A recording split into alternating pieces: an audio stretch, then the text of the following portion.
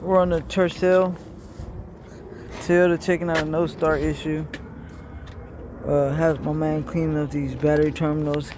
Make sure we get good connection when we check the fuses.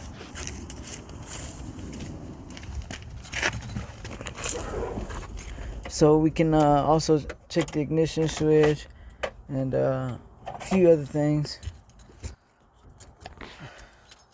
We're gonna show you how to test the ignition switch real quick. Now, I'm gonna turn this, and when I turn this, the multimeter should read 12. So you want the black leads on your multimeter to be on a body of metal, which he's touching it to the starter, and then your other red lead, we got it inside the ignition wire.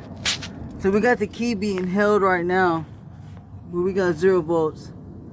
When the ignition switch works, you should have 12 volts there.